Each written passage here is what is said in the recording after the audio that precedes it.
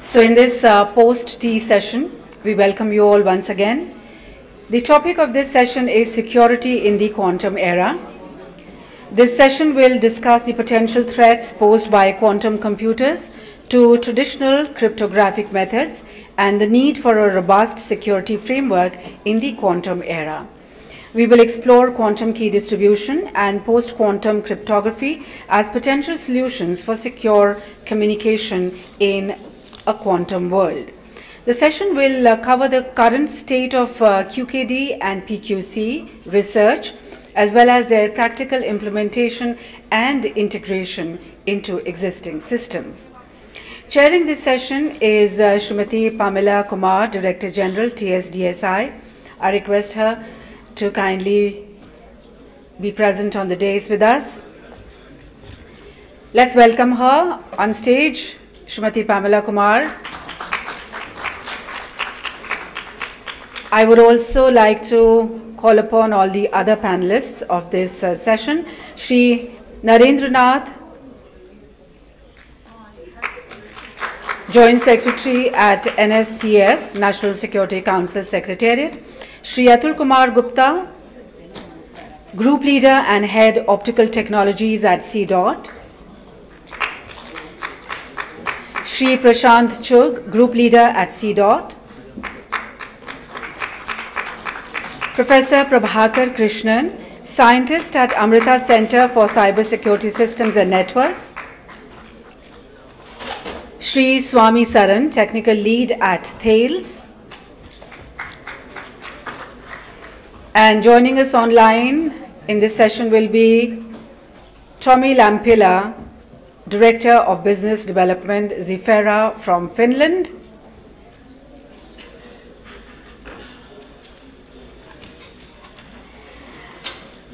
I have the pleasure of introducing the chair to you.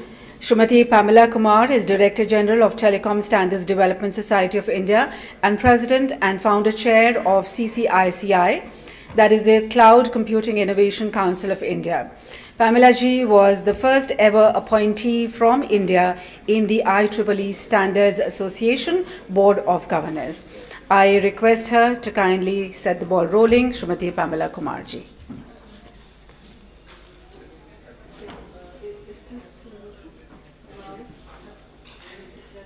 Speak. Okay. So now I'm audible? Yeah. Okay. Okay. So welcome back after the tea session.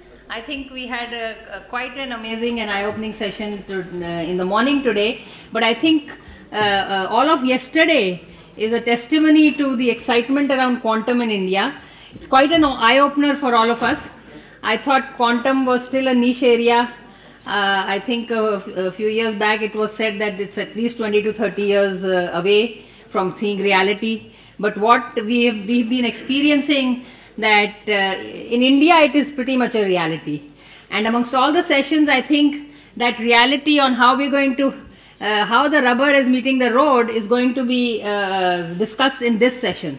Because in quantum security is what is leading, and both the post-quantum cryptography and QKD are the two key areas, and we have real live examples of people who are working on this and are actually doing some trials, as well as the view from national cybersecurity on what their expectations are, and the global view on what are the kind of threats that are happening. So with that, I want to kick off the session, but I would, I'm not using my 10 minutes. I am reserving some time because I want to listen, I want to understand, and then I want to conclude with some concluding remarks. So thank you very much.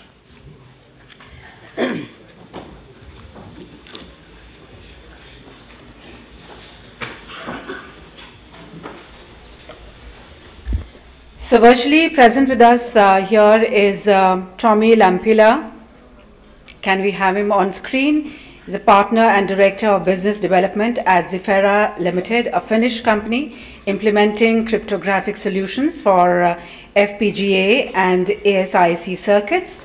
He has more than 20 years of experience in cybersecurity industry, including SSH, communication security, and in leading technical security services at KPMG, Finland.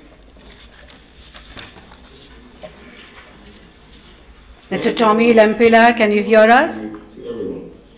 So I will be discussing today the imminent quantum threat and the implementation of post-quantum cryptography on hardware. The quantum threat refers to the fact that in due time, as quantum computers become powerful enough, they will be able to break public key cryptography, which is the foundation of our entire information security infrastructures at the moment. So Shor's algorithm will be able to break discrete logarithms as well as factoring, which are the mathematical problems that are the foundation for public key cryptography, the elliptic curves and the RSA algorithm.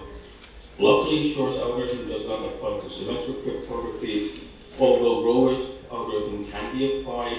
Doubling the key size to 256 bits is enough of a protection for the time being. So that's, of course, the recommendation to use AES 256 for the time being.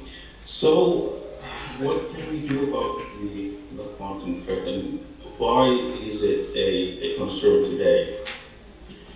Well, as far as we know, quantum computers today are not yet cryptographically relevant, meaning that they're not able to break current public key cryptography with the current key sizes. However, the equipment that we design and deploy to the field today will need to stay operational for long life cycles, maybe even decades. So they need to be secure throughout the life cycle.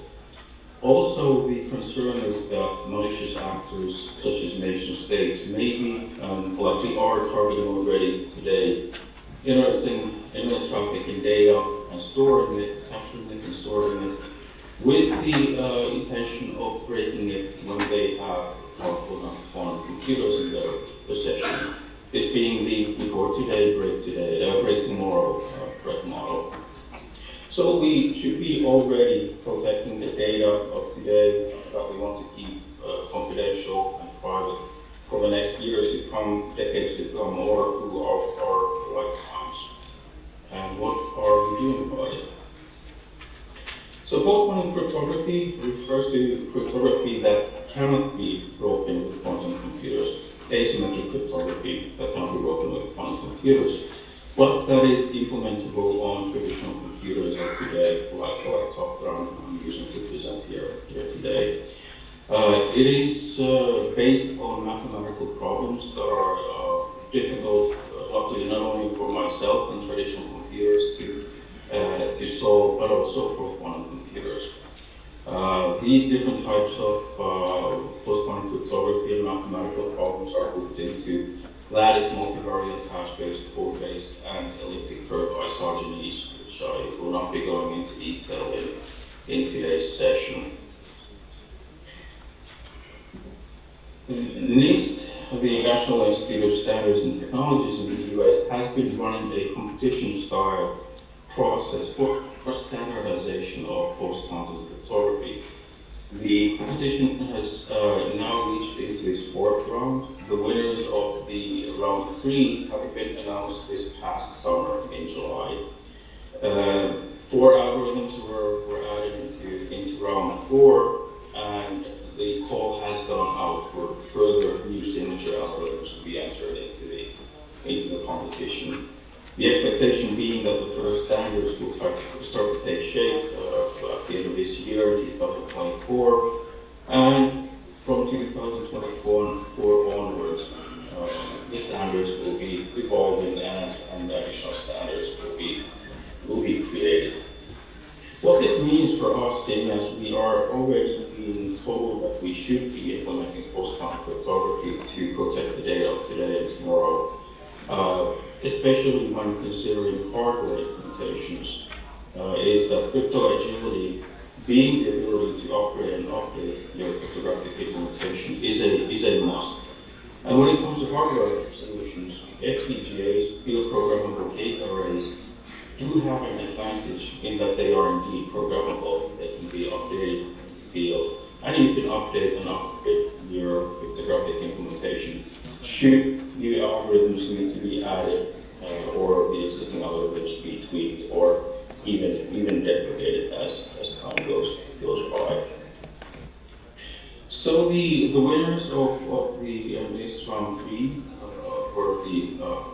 Xiphera algorithm for key encapsulation, and the crystals to lithium, Falcons, Finch algorithms for digital signatures. The round 4 candidates are or were quite classic Thales and HQC, and unfortunately for NSCS, who was brought quite late in the game and had to be dropped out. Now, when considering implementation of post-quantum cryptography on hardware, we can take a look at the key sizes and ciphertext sizes for the key encapsulation algorithms and compare them to elliptic curves, the traditional and current public key cryptography for that purpose. And what we can see when examining the key sizes and the ciphertext sizes, that in the various algorithms, they do indeed grow quite considerably. And in terms of hardware implementation, this implies that there will be a larger communication and storage overhead that has to be taken into account when designing the hardware. On the other hand, as a piece of good news, latencies will likely stay similar or even become slightly faster than when compared to traditional algorithms. So we don't have to worry about speed as such. Looking at the signature algorithms, while the key sizes do grow, especially for some algorithms quite considerably, for others a little more moderately or even staying the same, again the signature sizes will grow quite considerably when compared to traditional elliptic curves. Again, it means that there is a communication and storage overhead to be taken into account when doing digital design for hardware. But also we do expect that the signature landscape for PQC will change when the algorithms enter the competition in round 4. So on the one hand, we are being told that we should already be protecting our data today with post-quantum cryptography. On the other hand, the standards are still taking shape and taking form. And also the post-quantum crypto algorithms haven't seen the same amounts of mileage and scrutiny that the traditional public key cryptography, which has been around for decades, has. So we need to take into account the risk that something will be, unidentified. Vulnerabilities or weaknesses will be identified late in the game, and some algorithms that maybe even have even been selected for the standards. And for this purpose, many entities, for example, NSCS in France, recommend using a hybrid crypto system for the time being, meaning that you combine both traditional public key elliptic curves with post-quantum cryptography into a hybrid crypto system, using them in conjunction with each other. Meaning that if one of them fails, for example, traditional elliptic curves are being broken by quantum computers, or the new PQC, one of the new PQC algorithms is found to be vulnerable late in the game and broken by quantum, and vulnerable, then you will still have the other to fall back on. So elliptic curves will not be going away for a long time. And honestly, for example, recommends using this hybrid cryptography until 2030. At which point in time we will perhaps start to be able to consider the PQC algorithms as being having the same level of trust as traditional public key cryptography. So Xiphera, our company, which is based in Finland, specializes in implementation of cryptographic algorithms and protocols on hardware, being FPGA and ASIC circuits, which we deliver in the form of cryptographic B cores. We launched our Exclave family of PQC IP cores in December with the first product and implementation of the crystal Xiphera algorithm being released in January. And we will be expanding the family with crystals lithium in the upcoming months, as well as other expansions. to the solutions. And all of our implementations are based on the latest standards, or what is the latest draft of an emerging standard. So the takeaways from my session today is that elliptic curves will live alongside post-quantum cryptography for years to come. In terms of designing hardware solutions, crypto agility is something that you need to take into account, and this is where FPGAs do have an advantage in the design and implementation of a solution, which is something that crypto agility is something that fixed solutions, ASICs, and trusted platform modules lack in the same form. We can expect that the algorithms will be, or the standards will be, or the first versions will be finalized in maybe 2 or 3 years. Quantum cryptography, on the other hand, which refers to cryptography performed on actual quantum computers, for a time being is likely to stay a niche application for research and, for example, point-to-point connections on dedicated links. That concludes my session today. If you have any questions, you can send them to email. And thank you, and hope you all have a interesting conference. Thank you, Mr. Lampila, for joining us from Finland. Well, our distinguished panel here has Shri Narendranath Gangavarapu, an officer of the Indian Telecommunications Service, is working as Joint Secretary, National Security Council Secretariat, with responsibilities for coordination in matters of cybersecurity activities by different entities of India in the government, public and private sectors. He's also driving the initiative on the trusted telecom supply chain. He's the coordinating chair for India for the Quad Critical and Emerging Technologies Working Group, focused on diversifying 5G supply chains and obtaining leadership positions in emerging technologies of biotechnology, AI, and quantum technologies. He drives the cybersecurity R&D fund and has over 30 years of telecom experience, including 20 years of senior management experience in the areas of telecom security, network planning, installation, operation, and maintenance. He was associated with TSDSI as a member of the GC and was also director on the board of Tata Communications Limited and is currently on board of NIXI. I request him for his keynote address.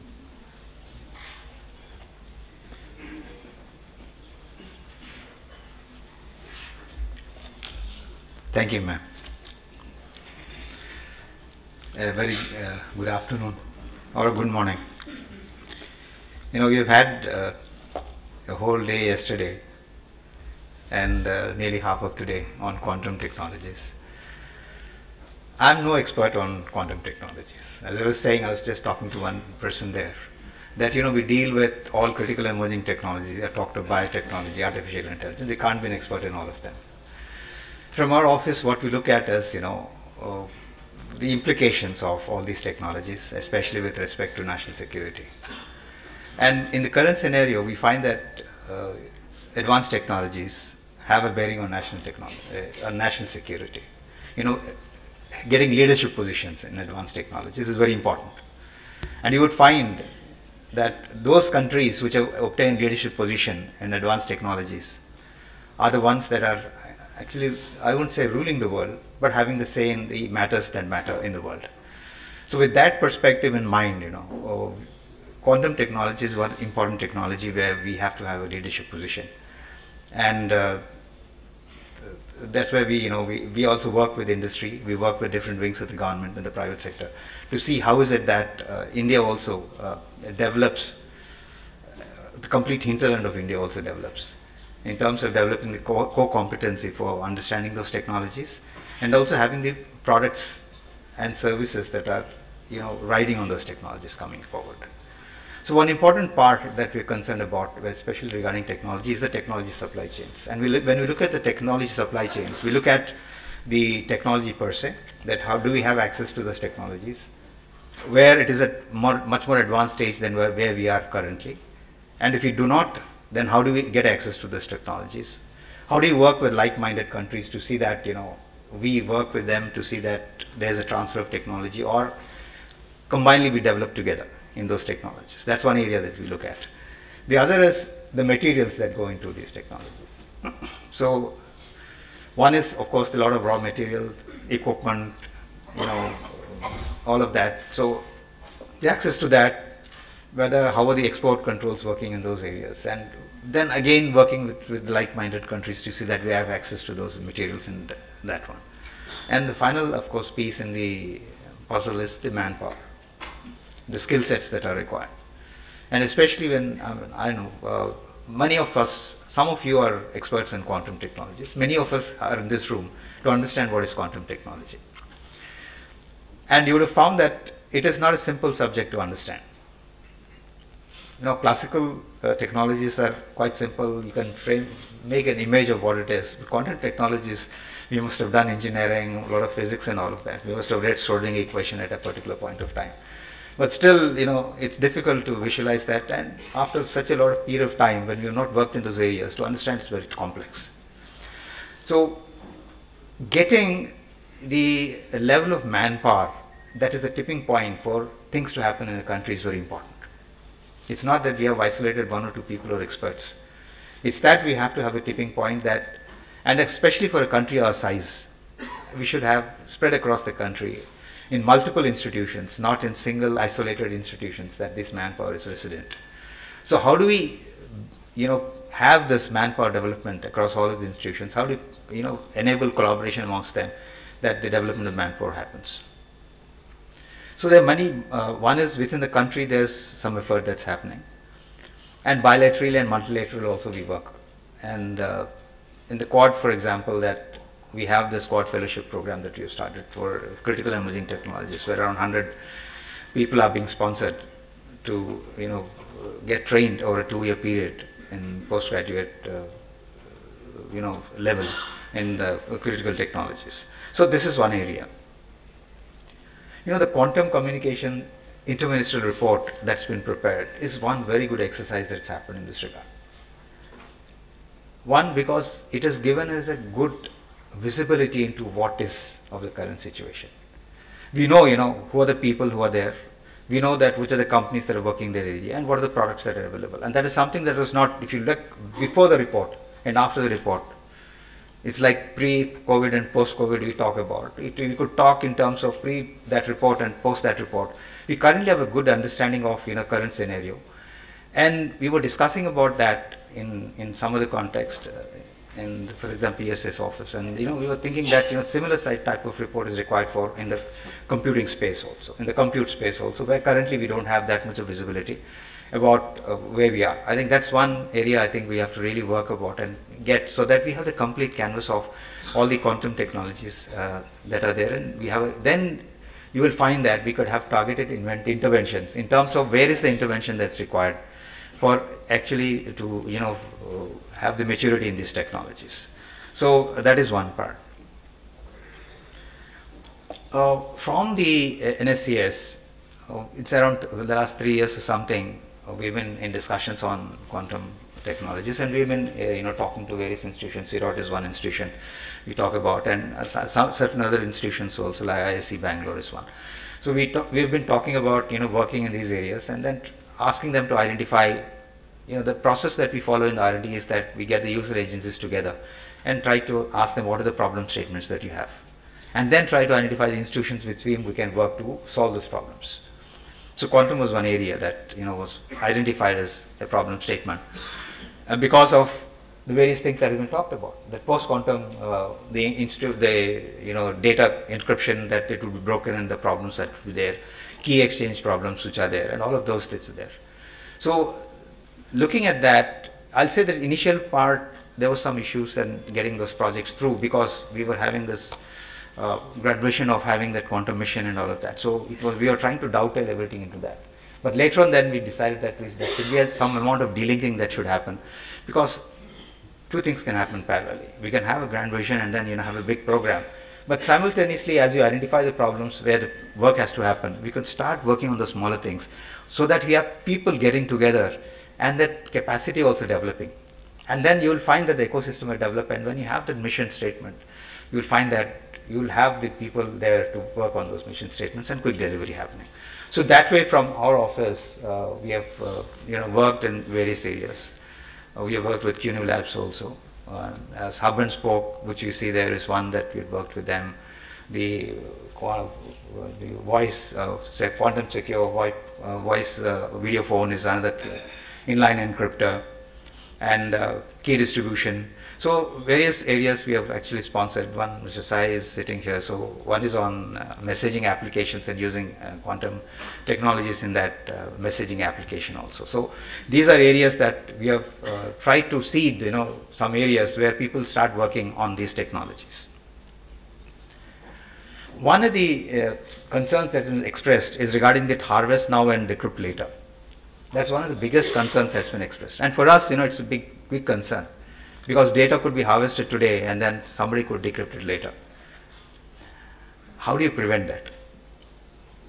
So how do you prevent is, the only way you can prevent is that forget quantum.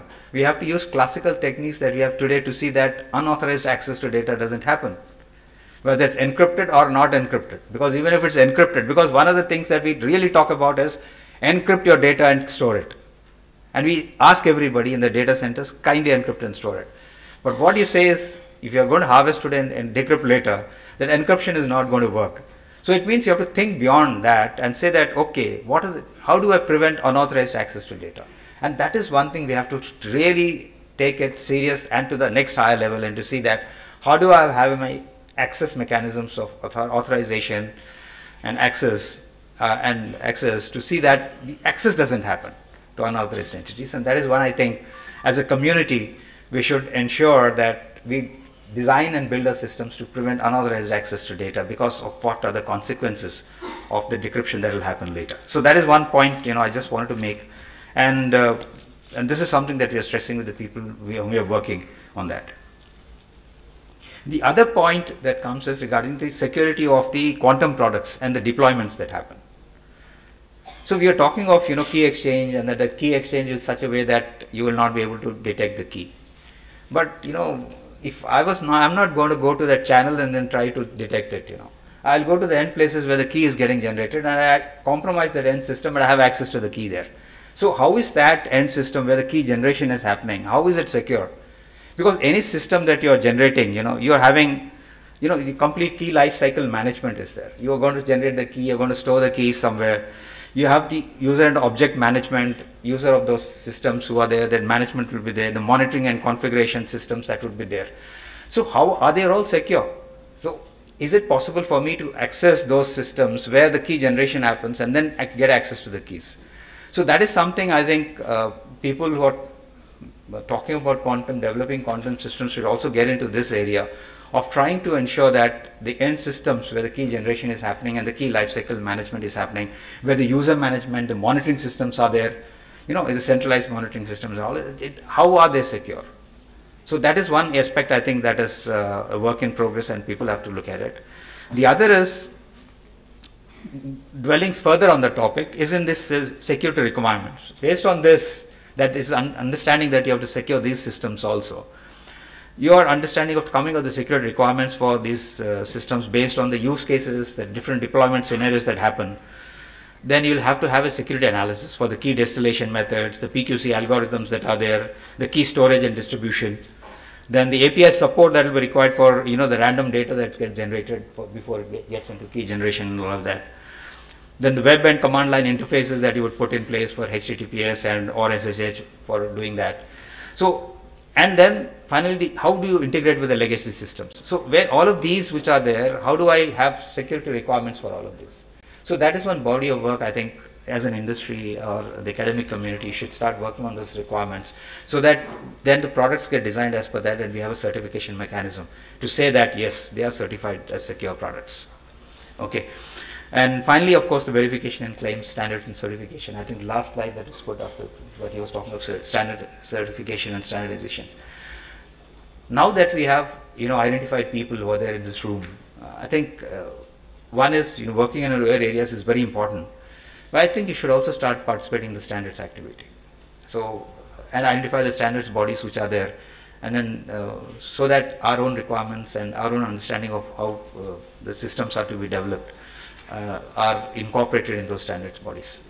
So with these words, I thank the organization for the opportunity. And from our perspective, these are some issues that we hope the academy and the industry will address. Thank you.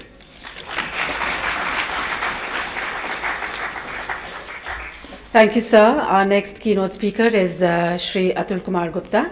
He's the head of Optical Technologies Division at CDOT and has experience of more than 30 years in design and development of optical communication-based products and has worked in design of SDH-based systems, fiber access systems, GPON, and DWDM. He is leading the development of quantum key distribution systems at CDOT. Shri Atul Kumar Gupta, please.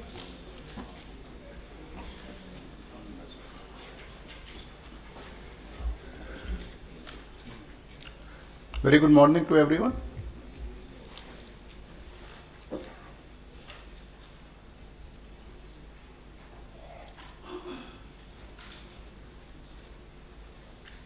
Yeah, so much of what I am going to talk now is already covered, so I will be very brief. This is the basically this is the agenda, a bit of introduction and what are the challenges. These are already covered, so I will cover it very quickly. This will be followed by QKD protocols, the ITU standards, what are the QKD related activities at CDOT, applications, future scope of development. So just to briefly revise, the cryptography can be divided into two verticals, symmetric key and asymmetric key. And symmetric key cryptography actually uses asymmetric key for the purpose of distribution of key. And the asymmetric key cryptography, which uses public key and private key, two different keys for encryption and decryption, that is at risk because of the advancement in quantum computing. And because of this risk, the risk gets transferred to the symmetric key cryptography as well. And that remains no longer secure in case there is a compromise of the key distribution. Keeping that in mind, QKD is fast evolving, quantum key distribution, and we saw this earlier also. QKD is a mechanism to provide information theoretic security to the keys. It is not based on any assumption or any belief. It is mathematically secure, and it is not dependent on the computational power at the hands of the eavesdropper as well. So these are the present day challenges. The most important challenge is that the intrusions, they remain undetectable. So if somebody is tapping on the channel, there is no way to know whether the tapping is actually taking place or it's secure. So what quantum mechanics brings in is that the intrusions, as and when happen, they gets detected, anomalies created which can be measured, and then alert can be issued to reroute the traffic or to stop the traffic from before it gets compromised. So with this, this is typically a point-to-point configuration on the left side and a network view on the right side taken from ITU. So point-to-point is pretty simple. There are two nodes at each end which are connected through some channel, which can be free space or fiber optics constituting quantum channel as well as classical channel. And the purpose is to provide identical secure random keys to the application entity, which can be an encryptor or a router. And that key is used for encrypting the traffic which flows on the network. So if there is any eavesdropping attempt on the data, on the channel which is carrying data, that's not going to succeed, primarily because the key is not known. And if an eavesdropping attempt is made on the channels, be it the classical channel or the quantum channel of the QKD, that will also not lead to any information regarding the key. If the quantum channel is tampered with, then that anomaly will get detected. But point-to-point configuration is not enough for the purpose of network. So it has to actually cater to a telecom network which will be existing in multiple topologies, whether it is a ring or a star or mesh topology, and the QKD has to support it. It has to overlay over the existing telecom network. The telecom network itself cannot be changed because of QKD, but the QKD has to support all the topologies which are there, and that is what is the intent with which ITU is coming up with all the recommendations. So just very briefly, the QKD can be divided or can be differentiated based on two possibilities. One is how the quantum states are generated and decoded. So there can be a continuous variable QKD or discrete variable QKD. In case of discrete variable QKD, we can have distributed phase reference as the mechanism where the information is encoded in the time or the phase of the weak coherent pulses. In case we can also differentiate QKD based on the architecture of protocols, which can be prepare and measure, measurement assisted, and entanglement based. These all were discussed earlier. So in case of measurement assisted, basically the objective is to further strengthen the security that is provided by the keys which are generated using QKD. So this is what we are working currently on the measurement device independent QKD. The traditional QKD implementation, which is point to point or even when scaled to a network, has certain issues as far as side channel attacks are concerned, which can be exploited by any eavesdropper to get some information regarding the keys which are being generated by QKD. So those can be actually addressed by using something known as a measurement device independent QKD that will take care of the imperfections in the measurement device. Imperfections can be there on the transmitter side also, but that are easy to address. But addressing imperfections in the measurement device is a little bit tricky, which requires a different implementation. So we have started work on the measurement device independent implementation of measurement device independent QKD, and the difference it brings in from the technical complexity point of view is to ensure that from two different locations the signal reaches the common node at precisely at the same time with the same wavelength and with the same polarization. So if that can be addressed, then measurement device independent QKD is a better way of generating keys, secure keys, instead of a typical point-to-point implementation. Now, another aspect is the continuous variable QKD, which is supposed to be better in terms of cost effectiveness from the purpose of large scale proliferation in the network. So as it doesn't use a single photon detector, so it uses more of telecom grade components which are already there being produced in large numbers at a reasonable cost. So for smaller distances, for a metro network, probably CV QKD might be a better solution. Keeping that in mind, CDOT is requesting applications from experts for collaborative development of CV QKD. More details are available on CDOT website. So for all the experts who are interested, I think CV QKD, indigenous development of CV QKD can be done through a collaborative effort with CDOT under its recently released CDOT's collaborative research program. These are just an summary of ITU standards for QKD. The basic intent of showing is the ITU has not very long back started work on standardizing QKD, but even in a short time it has come up with number of standards, and more standards are getting generated. It is covering all aspects of QKD from the perspective of large scale proliferation in the network, keeping so that dependence on individual vendors can be removed, and to the extent possible interoperability can be ensured. This is our solution. I'll request for a visit in the exhibition area where this live demonstration of the solution is taking place. So what we recently did is also to address the issue of non-availability of dark fiber for QKD implementation.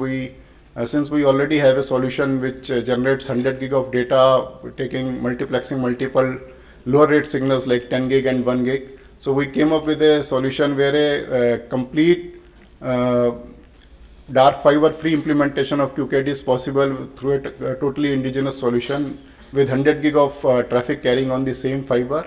So it won't require any special third fiber for the implementation of quantum channel.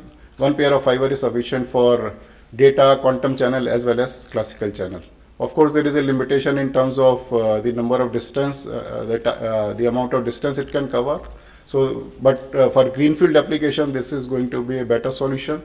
For existing network where the fiber is already lit with some data, be it at C band or S band, a customized solution can be given where the QKD can coexist with the existing traffic carried on the fiber. So these are some applications. I think these have been already discussed in detail earlier. So the existing network, it can be upgraded with quantum security by putting the quantum nodes at each egress and ingress points, where the traffic will get encrypted with the keys which are generated by the quantum nodes, and then it can be upgraded to provide quantum security. So this is sort of an overlay which can take place on the existing network. So some of the things to ponder upon.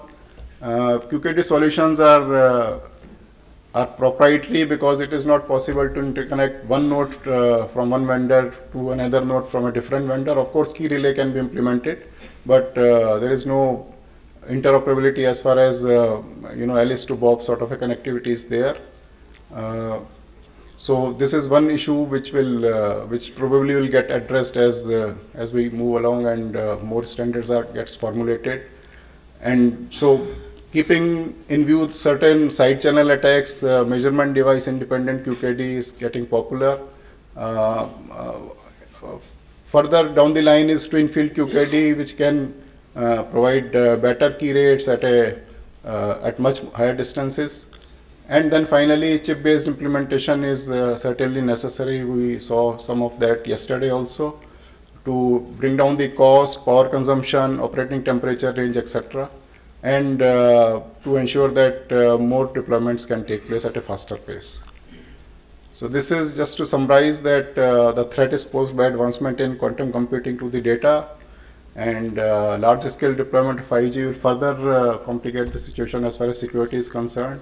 So QKD addresses this by information theoretic security, and there is plenty of scope for novel algorithms as well as multi-vendor interoperability. C-DOT is actively pursuing the development of field deployable solutions in this area, and it intends to play a leading role in the national mission. Thank you very much.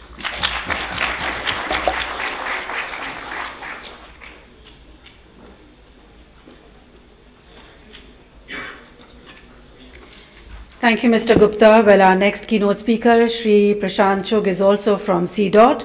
He has more than 26 years of work experience in telecommunications R&D and is currently leading the development of post-quantum cryptography-based encryption products in C-DOT. Shri Prashant Chugh.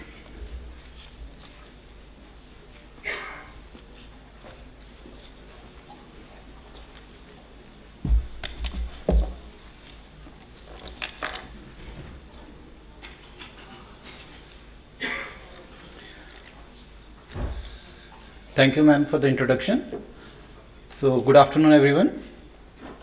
So, the topic is post-quantum cryptography systems. So, there are a number of sessions on post-quantum cryptography, a number of talks in this session, and after this session also we have on the HC and the NIST standardization. So, there will be some repeat. But I think that repeat would be good, in fact, because quantum is a difficult topic. So, post-quantum cryptography systems. So, as we have been listening in the whole seminar since yesterday, that there is a quantum threat to the cryptographic systems. All the current cryptographic systems are under threat from the quantum computers and the quantum algorithms running on quantum computers, and this impacts the communication systems as well as the storage systems which are using cryptography. And this is the threat is because of the fact that certain classical cryptographic problems which are difficult or impossible to solve using conventional computing are expected to be solved trivially using quantum algorithms. And this situation can lead to a crypto apocalypse type situation if mitigation actions are not planned and executed. So that's why in the news you have so much about the quantum threat to cryptographic system, and that's why this conference and all these things are happening now, so that we suddenly do not land into a crypto apocalypse type situation. And as previous speakers, Atul has also mentioned about public key cryptography and the symmetric cryptography. And so both are under threat, but the experts are saying that the symmetric cryptography, the strength will become half. So if you can double the key size, it might be okay. But the asymmetric cryptography will be completely broken, and so definitely complete solutions are required for new algorithms in asymmetric cryptography. So RSA, ECC, and these experts are saying will be completely broken. So now the communication protocols which are under quantum threat, they include IPsec, SSH, TLS, VPN, HTTPS. So this practically includes all the protocols over which secure communication is happening currently. And as Mr. Narendra also mentioned, and the previous speakers mentioned about harvest now and decrypt later attack. That is, you save the data now, even the encrypted data you can save now and you can decrypt later, because the data which is encrypted using current encryption algorithms will be broken when stronger quantum computers are available. So definitely, as Mr. Narendra mentioned, that preventing unauthorized access is required. Also, another thing which is suggested is encrypted using hybrid cryptography, which I am coming to the next line. So this harvest now and decrypt later and these all attacks, what it means that all your previously encrypted information, banking information, identity information, important sensitive information whose shelf life is long, that can be saved now and decrypted later. Of course, there is a lot of information whose shelf life is not long, where this will not matter.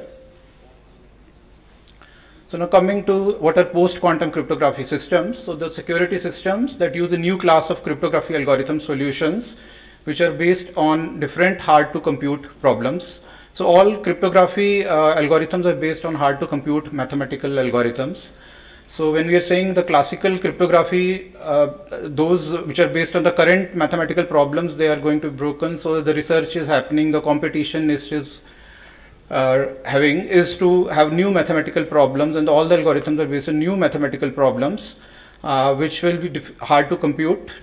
And these algorithms, post-quantum cryptographic systems, they are implemented on today's classical computers. They are not implemented on quantum computers as some of people misunderstand. So they are implemented on classical computers, but it will be resistant to attack from tomorrow's quantum computers.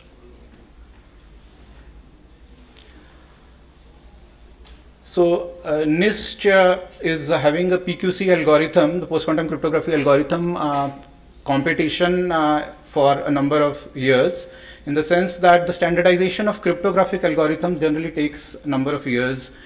Algorithms like AES have been standardized over a number of years, and there are a number of rounds in that competition, and in each round certain candidates are eliminated and certain candidates they move to the next round.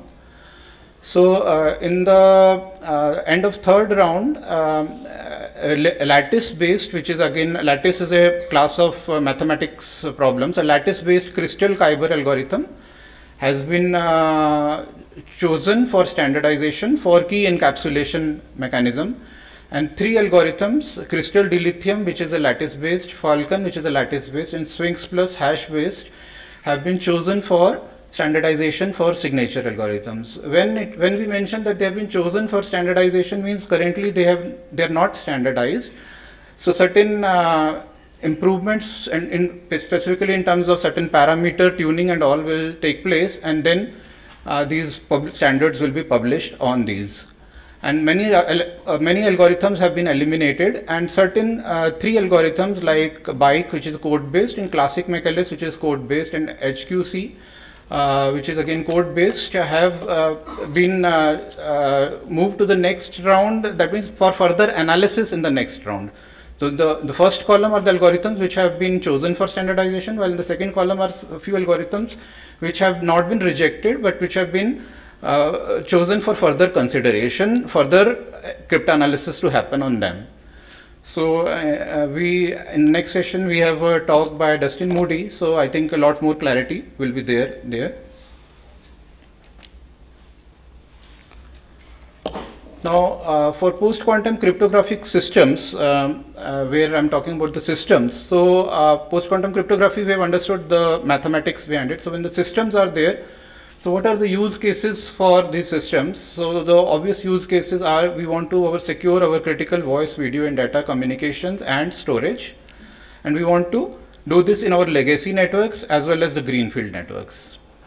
And some of the implementation guidelines which I advise for the potential developers of such systems is that such systems should be having driven by standards, and the PQC standards are being driven by NIST. So NIST PQC standards driven systems should be there. And then the most important is that the systems should support hybrid approach of quantum safe migration. So what is this hybrid approach? Hybrid approach is that you combine the key which has been generated through key exchange algorithms of under standardization NIST algorithms with the key exchange, with the key which has been derived from a key exchange algorithm, which is a classical algorithm like ECC. So this hybrid algorithm has been suggested by NIST as well as by HC Quantum Safe Cryptography Working Group. And we, in fact, in the next session, we have a talk from HC speaker as well.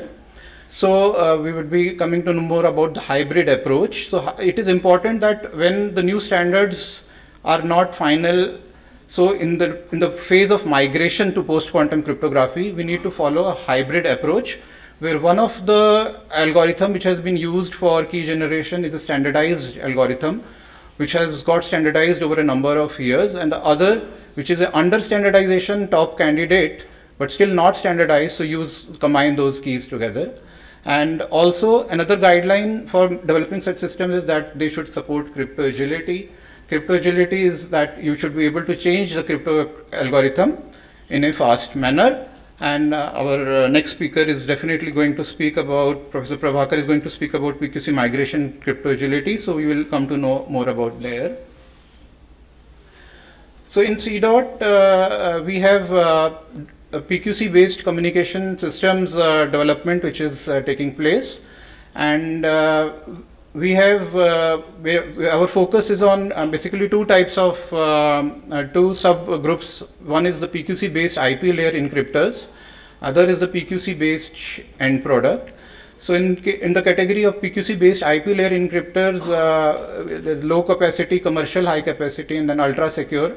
And in the PQC based end products, we are focusing currently on the customer premise equipment like video IP phone. So in our these all our products, the compact encryptor and the video IP phone are in fact available in the exhibition area. So I would suggest you can have a look there.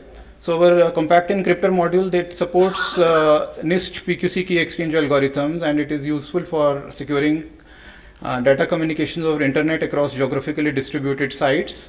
And this particular device which is currently displayed is supporting up to 80 Mbps encrypted traffic, and it supports hybrid mode of classical and PQC algorithms combined, and it supports crypto agility. This slide displays a use case scenario of PQC IP encryptor where two private lines are connected over a public IP network using this encryptor.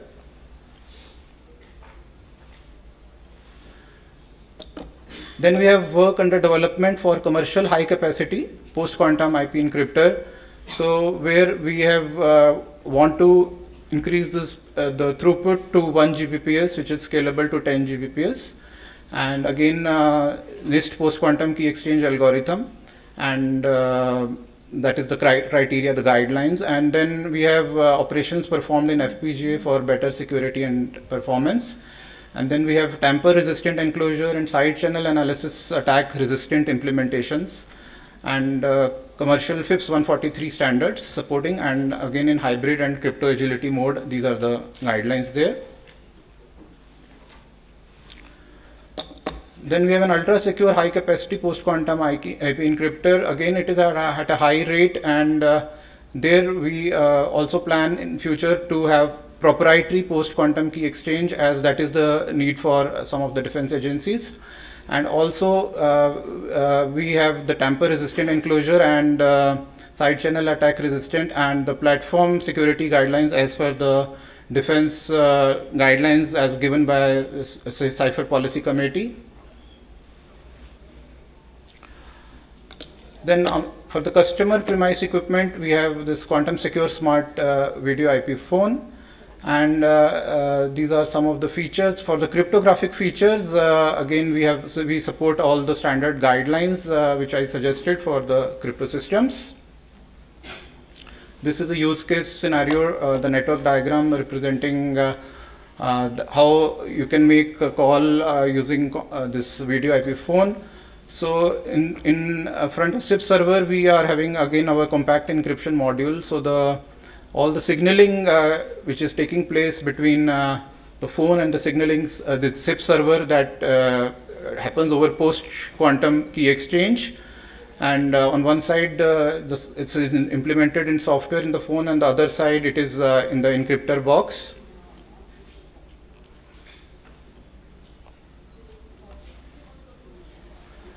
So to summarize, all future voice, video and data cryptographic security systems should support algorithms which are as per NIST PQC standards. And during migration phase to post-quantum cryptography, all security systems should support hybrid-based approach for PQC algorithms and should support crypto agility. So that's all from my side. Thank you. And just I wanted to mention that we are having a number of talks of QKD and PQC, and some of you might be confused whether QKD is a better approach or PQC is a better approach. And then certain countries are also having a focus on QKD, and certain countries are saying that they will focus on PQC only. So I think the way forward is to work on both. So CDOT is working on both QKD as well as PQC, and we also have a mechanism of combining that. No, so we don't know much about what will happen in future, whether all PQC will be broken or QKD will have certain side channel things and constraints. So we have to work on both QKD as well as PQC, and we have a way to combine them. That's all. Thank you.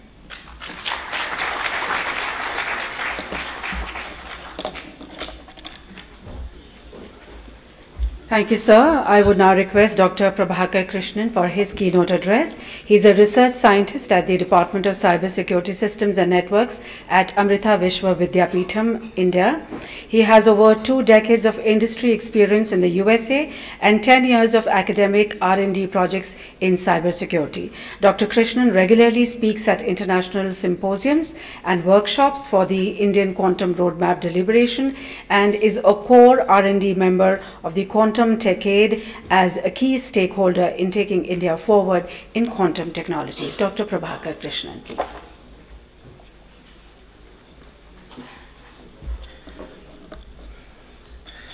Namaste everyone. Thanks for the kind of introduction. I thank DOT, the tech department specifically, and the friends at CDAC for inviting me to this deliberations on quantum communication technologies. So here we've been last 2 days, we've been talking last several months, we've been talking about what to do and why to do. The case is made, the business case is made, the technical case is made. Now how to do it. So it's a big topic. It should be a separate panel discussion on how to do it, how to migrate, how to transition our existing legacy systems to post-quantum secure systems. And brief introduction about Amrita. In the cybersecurity, we try to guarantee the triad, we say the confidentiality, integrity and availability. So confidentiality is what we are talking about, how to encrypt data, how to make sure that we establish secure channel to transfer data, and then other things like integrity is having error correction or checksumming in the channel, or it could be the availability is about access and something that Sri and Narendra talked about. So Amrita has been doing a lot of work last 10 years in this area, not only that, and also about the ethical hacking. So during the conversation yesterday, I think we had talked about the hacking, how to make sure that current existing systems are proof, security proof, and so ethical hacking and other stuff is very important. And research at Amrita in this quantum on different accesses, and then specific to the context of quantum communication, I would say we are working on PQC standardization activities, how to verify some of the test suites and different usage domains, and then QKD in the classical post-processing, we are doing some research in it, and obviously the crypto agility. So this outline is post-quantum security, and then I'm going to sketch a map on my views on migrating, how to migrate to a post-quantum world, and the new thing paradigm that is coming up in the development security world is about developing the system, software, and hardware, which are agile for future updates and upgrades. And then I'm also going to introduce the new frontiers in cryptography, how it is relevant for us to keep in mind the transition into the post-quantum, and then with the concluding remarks. So the case is made that quantum threat is real, and then how to handle the current situation when cryptographically relevant computers are still a decade away. And then not to forget that we are making a lot of developing, adding more and more legacy stuff to every day. So like earlier speakers talked about how to address the post-quantum security, the two well-known paradigms that we are talking today is using the mathematical techniques. We developed the post-quantum cryptographic mechanisms, and the quantum key distribution is one method how to handle only the exchange of keys. And of course, the data transfer will still happen on the classical channels. So previous speaker talked about the advantages. Quickly, I'll run through it. So advantage of PQC is very readily we can upgrade without no major equipment or hardware upgrades, and then it is very fast. And then disadvantage, obviously, lots of things are going on, many standards, many people are working, so many candidates there, and there is no really rigorous cryptographic security proof, we say in the cryptographic world, to validate the existing algorithms. QKD, as you know, it involves equipments. It works on the physics, and then obviously a lot of optical components and many things are involved, and it's time consuming too. This I will rush through because this is the genesis of our whatever we have been talking last 20 years, 30 years, the Shor's algorithm 94 and 96 about the from the Gruber's algorithm. Here achieving post-quantum security is many challenges, what to choose, QKD or PQC. Whether PQC is selected, many categories are there, lattice, isogenes, and hash-based, what to choose, which algorithm to choose. And then even the colleagues at the quantum computer, they are having some different paradigms about superconductivity or optics or photonics, ion traps and all that. So everybody is having some kind of decisions to make. And the other challenge is then it should be, as we know, the whole business today runs on security and then cryptography. How to make the transition smooth and seamless. There are some challenges. Probably the investment we can make can gradually increase as the threat perception increases from the business point of view. PQC transition, as you know, today is an unprecedented move. We are in a very, just like Y2K, where we had to upgrade so many live systems. So we are seeing the similar thing today. It is not just a drop-in replacement today, because our systems are not, classical systems are not built for upgrades and updates seamlessly. So simple and well understood classical is probably easier, better, we can say. That's why we are working on deliberating on the PQC, which works on classical methods, which we understand, like math, we understand really well. So how do we begin? So I think the whole, whenever we try to do something, we take a stock of the current cryptographic assets in the infrastructure. So just like the previous speaker Sri Narendra talked about, so we have to address the kind of end-to-end large big picture of the applications to the host nodes and the libraries that we use, and then the hardware that we are using, the firmware there, what kind of a booting, secure booting infrastructure we have, and then the clouds today, and many of the current modern applications are using clouds. They deploy. So how do we ensure that all the applications deployed in the clouds, and how the key inventory, like all the HSMs on key storage and the rotational policies, long-term keys that are stored there, how do we secure that? So these are some of the aspects we have to look at when we do that. Okay, so this is from the PQC migration handbook given out by TSDSI. So they talked about the level of urgency of migration for all these algorithms, and across they compared with the features and speed and memory requirement for transitioning all these algorithms. So light green to all the way to the red is like red, as you can see the elliptical curve, and RSA is very urgent today to migrate. So some of the considerations I want to present here is when we try to do the transition process, we look at the algorithmic complexity and then hardware complexity and then performance in the network. So if you look at the algorithmic performance, obviously the memory usage, the power consumption, the computational complexities, execution times come into play. And as you know, the PQC algorithms bring in more text size, key size is higher, and then more computation intensive. And the hardware point of view, how these PQ algorithms play out in the specialized hardware and the resource constrained devices we have today. In the network side, as we all know that if we increase the packet size on the wire, obviously it's going to take more time. And then the current networking devices like routers and switches and firewall appliances and many other network functions that are happening in software and hardware in modern infrastructure are tuned rather for the current classical algorithm. So how can we tackle all those implications is something we have to look at.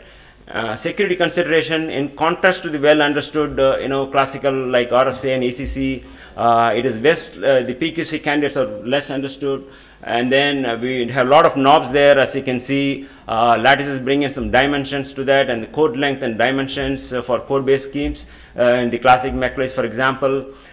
So understanding the trade-offs between security and algorithm complexity is very important. And though NIST tries to address the efficacy of the algorithm, they don't talk about these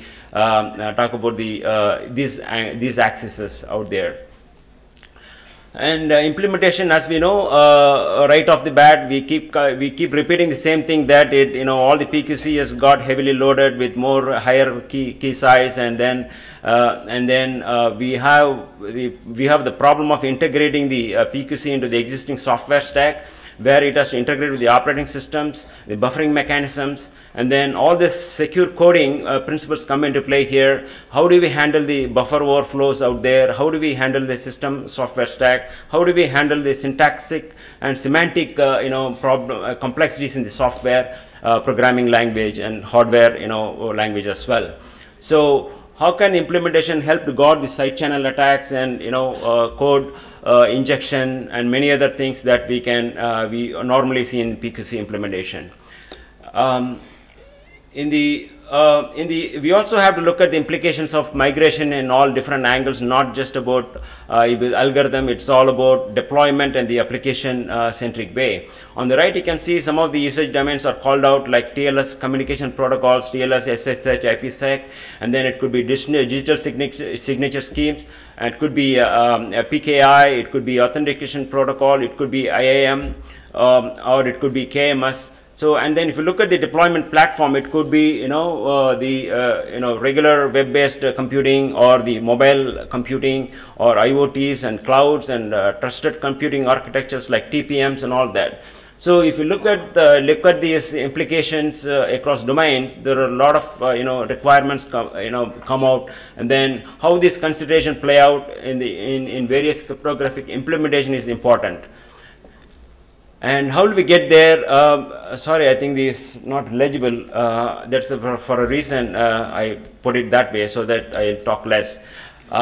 So in the hybrid scheme is really the no-brainer to say that hybrid schemes, there are complexities there when we combine hash level, when we combine in the encryption level, when we combine in the different levels, we pick up the ECC, pick up the PQC candidates, and then combine and then do that. It is not just simple as it sounds. So how is it going to react with the, of course we have seen it in the TLS, how the protocols are negotiated in the TLS handshake. We could do that, and not to say that mathematics and cryptographics love formal modeling, formal methods, which are usually not not famous with the system integrators. That how do we model the new hybrid instantiation of key encapsulation algorithms, and then how the attack surfaces are specified. Those things, those assumptions we are making today have to be understood, and then we need some research in that. And not to undermine the automation that we are talking about, many of these new things that talk about automation. How do we analyze the live integration of PQC in the field? We have to see, and then how the new PQC libraries play out. We have to see. And also the new understanding of the PQC migration in complex architectures, heterogeneous architectures is also important. The other part, so there are some work going on in the PQC transition as we see. NIST PQC standardization process is going on for algorithmic level, and then there are some groups working in upgrading and enabling the protocols today, communication protocols with the PQC, and there are some systems which are implementing the PKI and hybrid certificates right now, which HSMs and all processes are going on. And there are some crypto agile PQC libraries that exist today. One example is the Open Quantum Safe group, and I am part of that, and Amrita is contributing to that in a way that we have the OpenSSL. Many of the current secure shell or SSL or VPN or hybrid certificate X509 certification CA process are available for open source. And key findings in all the migration process that happened today, I'm just highlighting certain things. So main thing come out is no candidate has got everything we want. So all involve some kind of a trade-offs and choices of conference in security versus the ease of deployment versus performance. So no need more security analysis obviously. And then custom modification in the PQC protocol, bring in new flaws in that, implementation flaws, which is very important. And then size constraint, as we see in our experience in OQC, we see that unexpected bugs pop out because of science. And then, as you know, when the memory consumption comes up, all the multi-threaded applications we have today run into buffer stack overflow problems. It's very common. And then in the overhead, as you say, whatever said and done, I think the earlier speaker talked about the latencies. The PQC overhead as such is amortized over the long, tunnel times out there. And I just want to point out 2-3 findings here. Versioning difficulties we have. See, algorithms that are qualified, they start updating the versions of it, and then the specification keep changing. It's a moving target. And then we have the API problems too. Today, some of the KEMs, how it doesn't integrate well with the existing PQC APIs. And there are some good news there. Migration of long-lived hardware trust is more urgent today. And then Sphinx perform okay for software signing. And the algorithms like Rainbow works for the CA, all these TLS connections.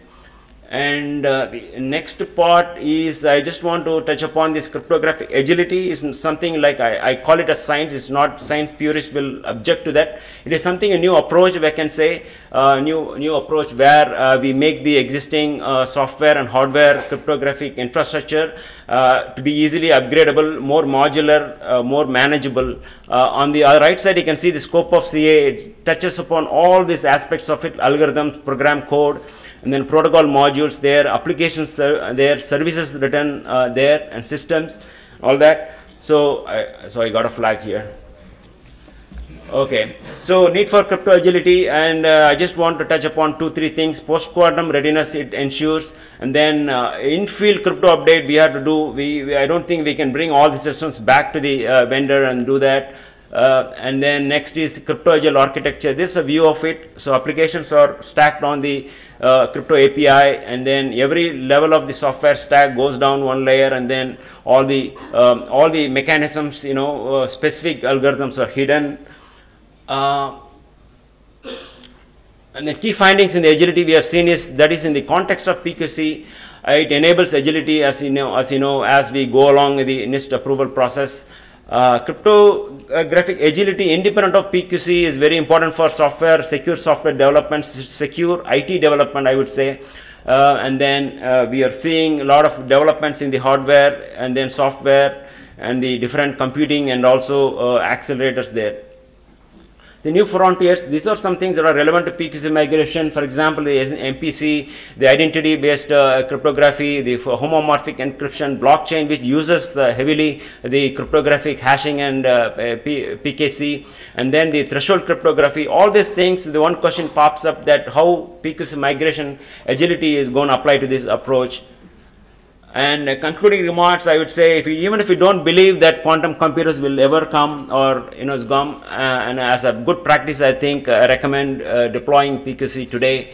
And past transitions have shown that PQC will be a long haul. ECC we have seen 2 decades to gain adoption. AEC has got 4 years competition, and then adoption after that, 3-5 years of competition. NIST, right now PQC we are seeing 2016 was announced, so around 6 years now we are still in the competition mode. It will take some another 10 years to get adopted, and like the earlier speaker told, probably hybrid is important. And I think as a concluding, we really have to stop somewhere. The standardization process should end, deliberation should end, we should start working. And then steps to follow, as I told earlier, we have to build an inventory. We have to identify the candidates for immediate PQC transition, and then ensure cryptographic agility. And probably as a final remark, I would say we acknowledge that over the period of 2 years I've been working in the PQC. It's like all stakeholders like software solution providers, hardware vendors, government, standard bodies, consortiums, open source developer, where we derive all the pieces today. We go through a lot of heat there, how to integrate all that, how to validate each versions of it, each different bits and pieces out there, different software pieces for different hardware, how we do that. And I think all the communities listed out here.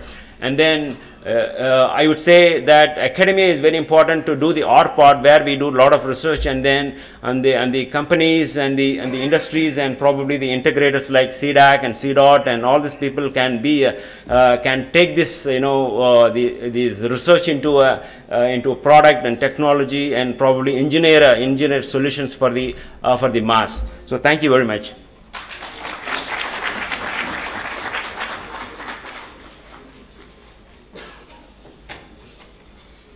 Thank you, Professor Krishnan. And now I would request Sri Swamisaran to make his keynote address for us. He's currently working with Thales as the technical lead for identity and biometric solutions in India. In this role, he manages the development and deployment of biometric devices and solutions for both enrollment and authentication as a part of Aadhaar ecosystem for India, as well as for modular open source identity platform, the foundational identification system for the countries outside India. Sri Swamisaran, please.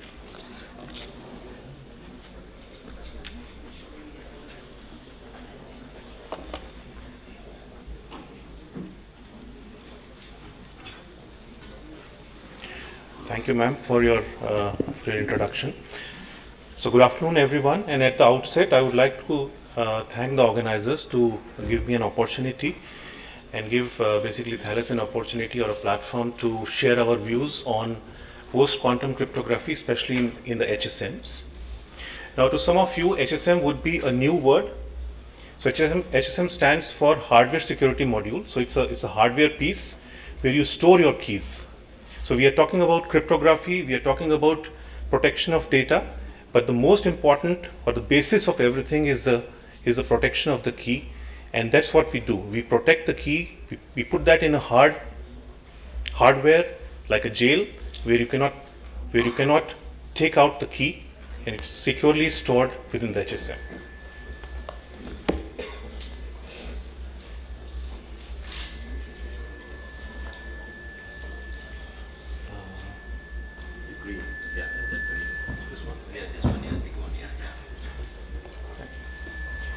So setting out the agenda, I would just like to give a very brief introduction on the Thales group. Then I would be covering the classical computing versus quantum computing, which is already well known thanks to the previous presentations and the whole session. Post-quantum era, post-quantum algorithms, post-quantum preparation, which is very necessary, and I would conclude with a summary. So as a brief introduction, so Thales is a French headquartered organization with more than 81,000 employees, presence in 70 countries and across at least in every continent of the world. So we have an R&D which is self-funded with 1 billion euro and sales in excess of 16 billion euro. So we operate in the areas right from the bottom of the ocean to the depths of space and cyberspace. To tell you, one of the product of Thales is the well-known Rafale aircraft.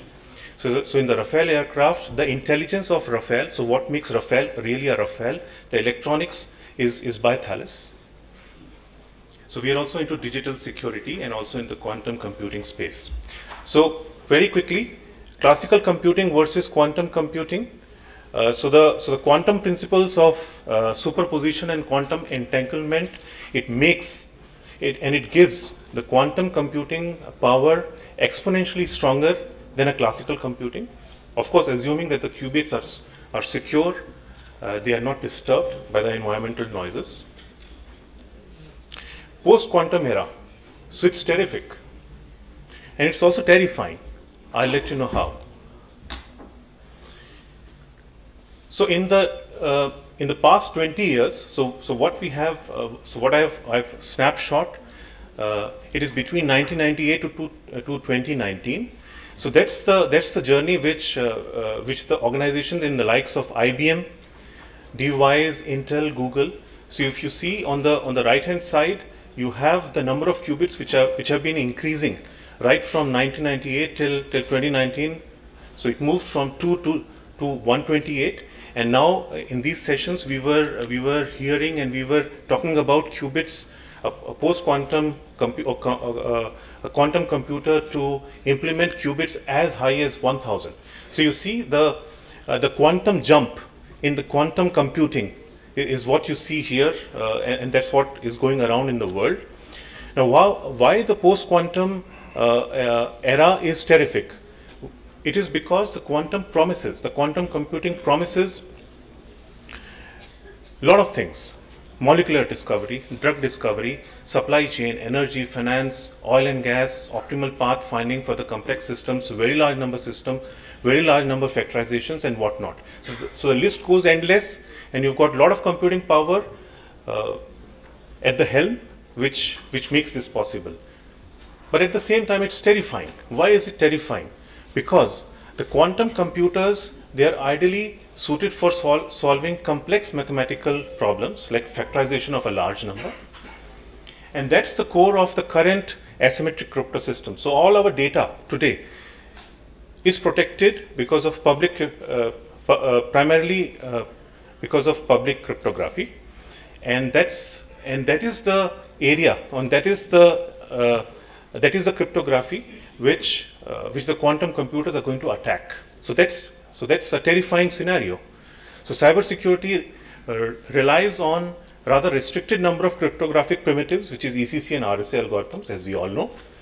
ECC and RSA, they are based on hardness of factoring, and quantum computers can easily crack that.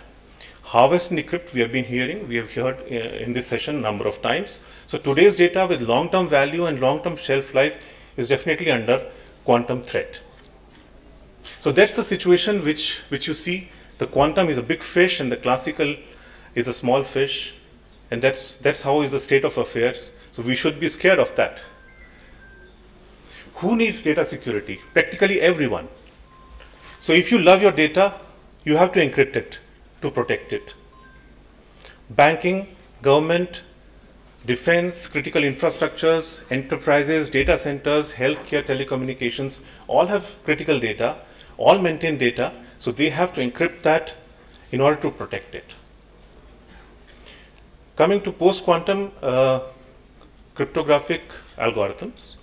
So NIST has ventured to come out with the standards of post-quantum cryptography. So definitely in the previous presentations we have been seeing the number of algorithms which are the candidates and which are the candidates in NIST and which NIST is trying to evaluate. So it all started in 2016 where there was a public call for the submission of post-quantum algo candidates. So in 2019 approximately 26 out of 69 post-quantum algos made the cut, and the process of evaluation and scrutiny by NIST is still continuing, and we expect that by 2023 or 2024 we would have the NIST draft standards for the post-quantum algos.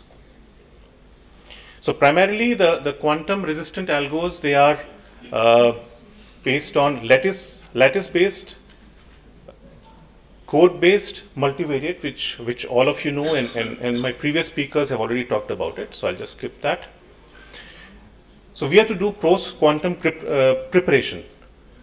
So the steps of quantum safe security we feel is threefold, is based on three pillars. First is you should have a lot of entropy or randomness generated in the system. So the randomness, you can get it by quantum random number generator. You need to have a forward secrecy and data integrity, and quantum key generation and quantum key distribution are the solutions. So you need to be crypto agile. You need to future proof your cryptographic primitives and implement the quantum resistant algorithms. So that's just a snapshot. So you've got quantum at the core, and you need to have quantum distribution, quantum random number generation, quantum safe algorithms. All these three are important. You cannot ignore any one of them if you love your data. So quantum random number generator and hardware security module. So Dr. Bruno, he had already mentioned from ID Quantic, he had very eloquently spoken about the quantum random number generation. So the blue, outer blue concentric circle, you see the quantum random number generator from Quantic, and the circles below that, they represent the hardware security module. So the hardware security module is the appliance, or is a hardware which stores the key, which generates the key and stores it securely. A hardware security module from one of the product of that Thales provides in the market is Luna Network HSM. So Luna Network HSM, it does primarily the key storage, the generation of the key, the storage of the key. It does cryptographic algorithms, encryption and decryption. Plus it has got a number of other features, like it also has algorithms for the 5G, 4G, 2G technologies. But the main focus here, the main focus area which I would like to point out is the crypto agility, the ability of the HSM that we have. It's crypto agile. Now, when I say crypto agile, it means that the algorithms, when they become quantum safe and when they become available to us, we can upgrade we can upgrade our HSMs to be compliant with the crypto with the defined standards that NIST would be defining. Now, how does it work? So, Quantis appliance is a true random number generator coming from the quantum physics. So, it has got sufficient entropy, randomness. So, it generates random numbers.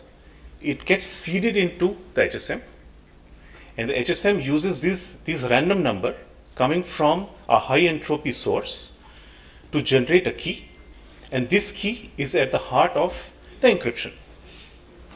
So both Quantis appliance and the Thales Luna HSM, they both are appliance, they are network connected. And of course, the source of entropy and the source of key generation should be linked together, should be very near. And once the HSM has got the key generated, all the encryption algorithms and encryption services can be provided to the application, the calling application to the HSM.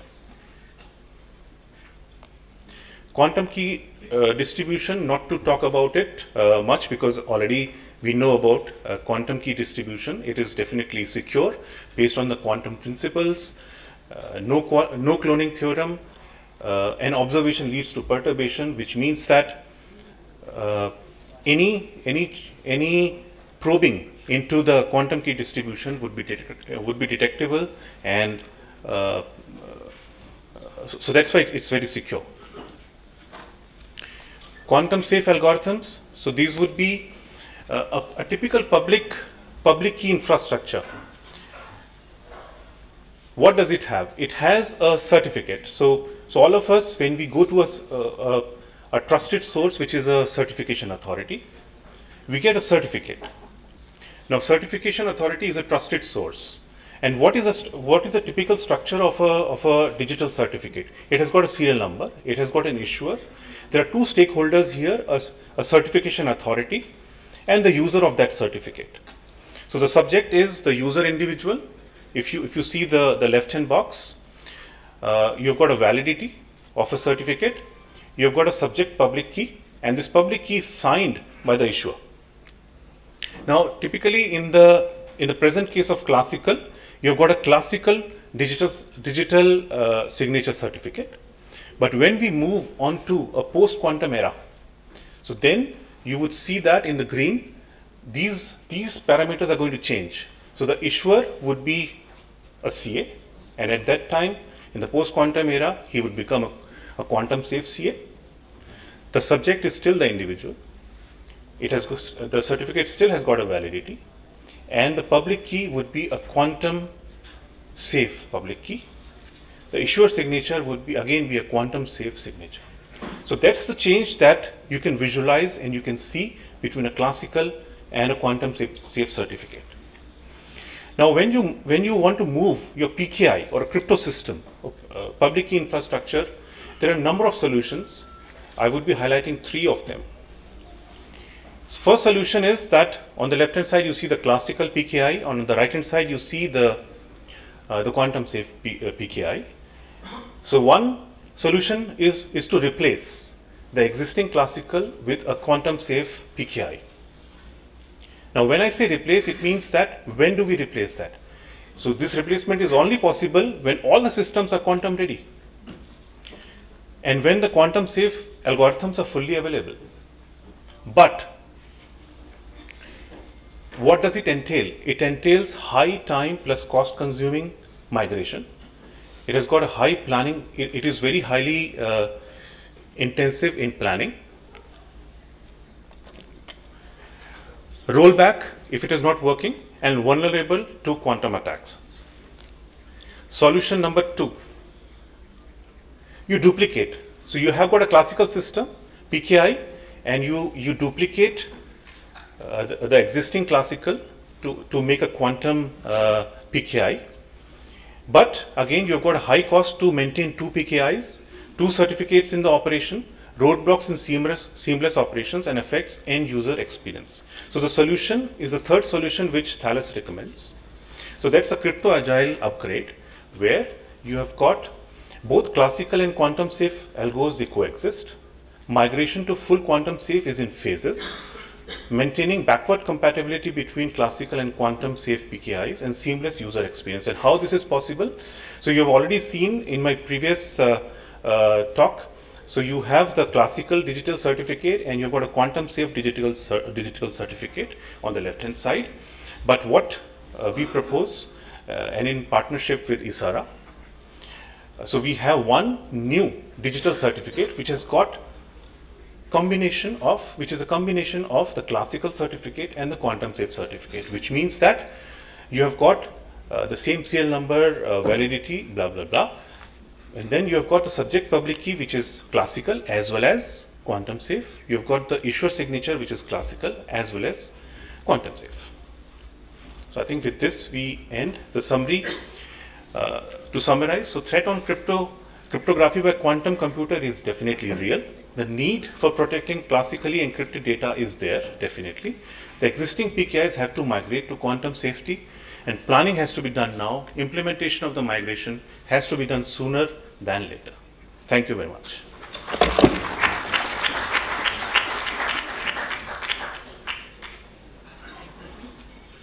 Okay. So what a session. I mean, I learned just so much in this session. I think I'm a little bit wiser about post-quantum cryptography versus quantum key distribution. So PQC and QKD are sounding a little familiar, and some of the challenges, why it's important, why hybrid is important, what are the challenges with migration. Okay, so very interesting session, and I wouldn't go around repeating everything that people have said. I think, as somebody said, this is difficult and the repetitions are important, and now slowly it's getting ingrained. But what I want to share with you is a very interesting story on the quantum wake up that I had in my own career, right? So sometime in the early 2000s, I was setting up a semiconductor lab, and we hired a kind of a very talented person. He was from one of our colleges, a BTech from our college, but had done his PhD in solid state from MIT, and he wanted to work in India, so he came and joined our lab. So we were initiating this work, so we were working on some of the older technologies, okay, the 180 nanometer. This was the era of 40 nanometer and beyond. So he was not satisfied with that kind. He comes and he writes up a proposal and submits it to the research group, talking why he wanted to work on 14. He was challenging the way the models for the devices were being developed, the very basis on which modeling of the, because you do all the simulations, right, when you design chips. So he was challenging that, okay. And he was using quantum physics to explain why the modeling techniques in this company was all wrong, and they need to quickly move to the quantum type of modeling. And so the experts in that country, obviously in the US, were challenged by this young rookie challenging what they have done all their life, and they threw him a problem.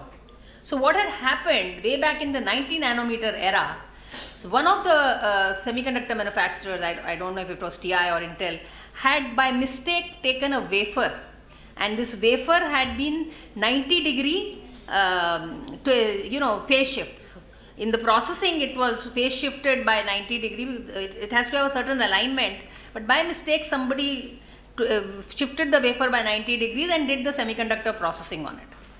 And what they found was that the leakage current suddenly went down 10x, because as they were moving to newer geometries, the leakage current in the semiconductor was becoming a big issue.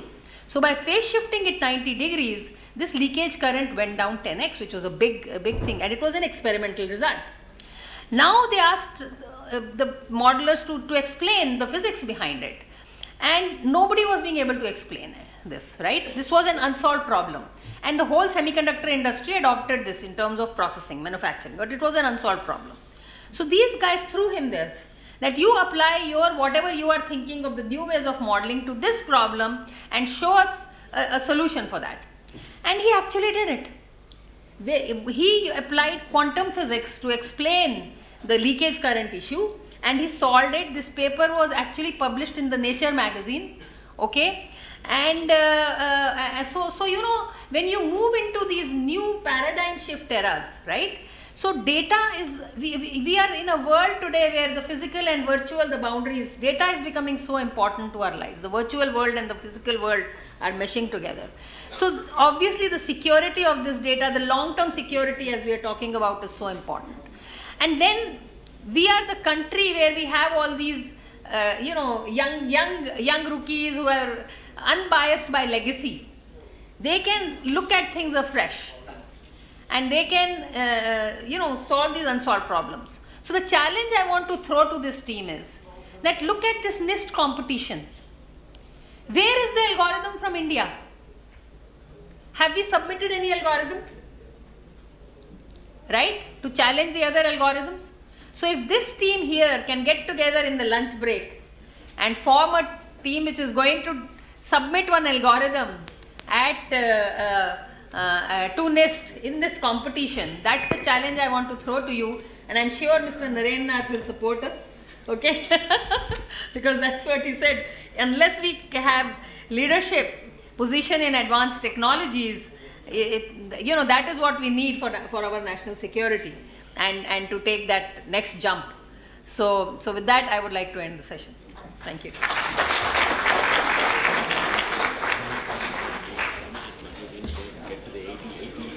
You have to collaborate. You have to collaborate. Have a bigger. Thank you so much for this very stimulating session. I request Shri Abdul Qayyum ji, DDG 6G TEC, to kindly present a memento to the chair, Srimati Pamela Kumar.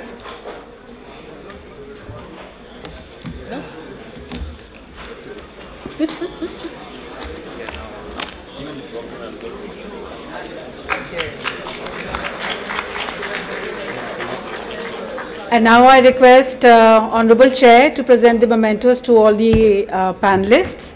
Shri Narendra Nath.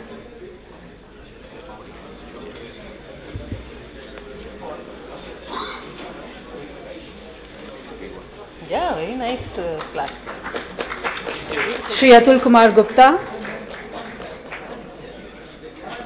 Yeah. He's asking. Huh? He's asking. Oh, look up. Okay, thank you.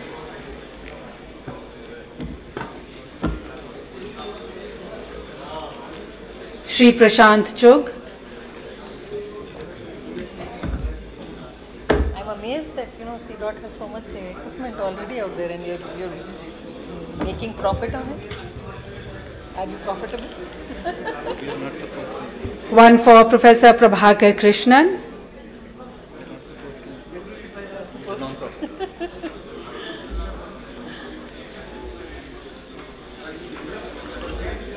Thank you. That was a very comprehensive talk. I think you deserved one session. Shri Swami Saran.